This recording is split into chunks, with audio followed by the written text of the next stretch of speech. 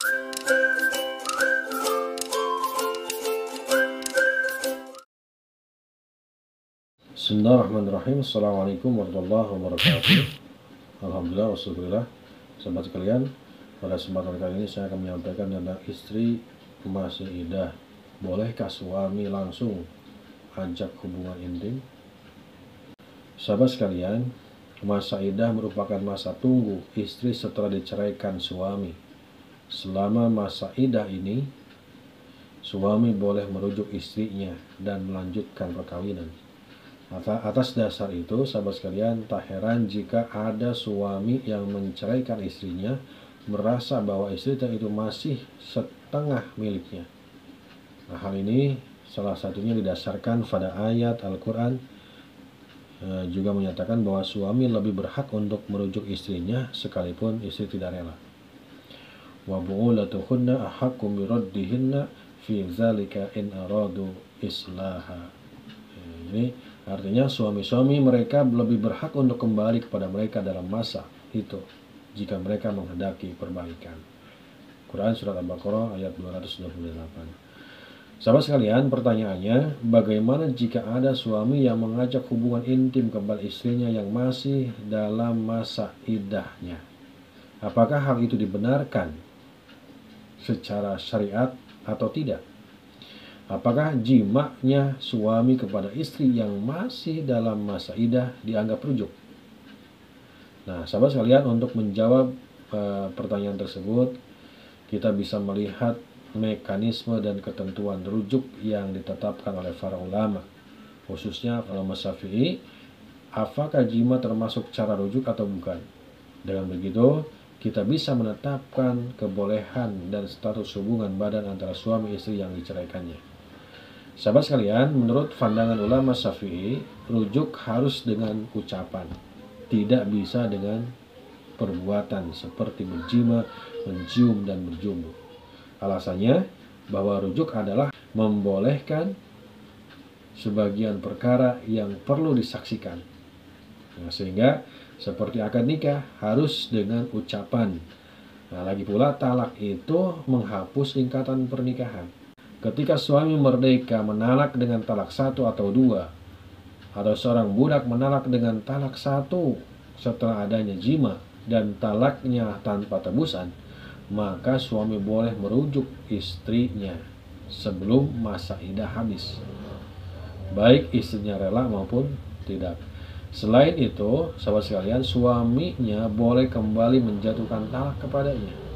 Jika salah seorangnya meninggal, maka yang lain bisa mewarisi.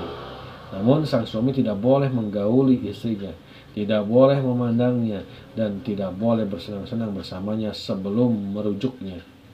Kemudian, jika talak terjadi sebelum jima atau setelah jima, tetapi dengan tebusan, maka tidak ada hak untuk rujuk bagi suaminya. Selanjutnya, sahabat sekalian, tidak sah rujuk kecuali dengan ucapan saja. Seperti si suami mengatakan aku merujuknya, atau aku mengembalikannya, atau aku menahannya lagi. Ya. Nah, sahabat sekalian, lantas apakah para ulama sepakat tentang ketentuan rujuk dengan ucapan ini? Nah, jika dikaji lebih jauh, ternyata ulama dari mazhab-mazhab lain memiliki pandangan yang berbeda. Ini artinya masalah rujuk dengan berjima itu merupakan masalah khilafiyah atau diperdebatkan. Yang melatari perdebatan mereka adalah ayat di atas. Ini pula yang melahirkan ketentuan dan hukum rujuk yang berbeda-beda. Nah, secara umum ketentuan dan rukun rujuk sudah dirangkum oleh Syekh Wahab Az-Zuhaili dalam kitabnya, bahwa rukun rujuk menurut mazhab Hanafi adalah redaksi rujuk atau perbuatan saja. Sementara menurut jumhur ulama ada 3, yaitu 1 suami yang merujuk, istri yang dirujuk, dan redaksi untuk dirujuk saja. Ya, itu pula pandangan mazhab Syafi'i. Namun ditambah boleh dengan berjima menurut ulama Hambali, atau dengan 1 perbuatan atau 1 niat menurut ulama Maliki.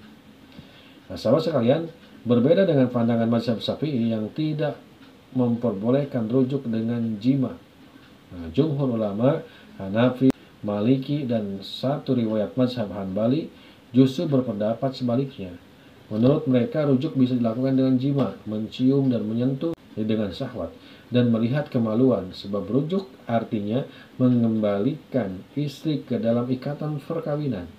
Sehingga mengembalikan sesuatu tidak mesti dengan ucapan. Dengan demikian, berdasarkan kutipan dan ragam pendapat tersebut, dapat disimpulkan bahwa dalam pandangan ulama Syafi'i tidak diperbolehkan merujuk istri yang dicerai dengan perbuatan seperti jima, mencium, mencumbu, dan sebagainya. Karenanya, seorang suami tidak boleh mengajak istrinya berhubungan badan sampai ia menyatakan rujuk dengan ucapan. Sementara jumhur ulama membolehkannya. Ini artinya, selaku mayoritas pengikut mazhab Syafi'i, kita dituntut untuk mendepankan pandangan ulama Syafi'i. Namun tidak pula bisa disalahkan jika ada suami yang mengajak hubungan istri yang diceraikannya atau mungkin telah melakukannya selama dalam masa iddah, mengingat pendapat jumhur ulama membolehkannya. Demikian sahabat, mudah-mudahan bermanfaat. Akhir kalam, wassalamualaikum warahmatullahi wabarakatuh.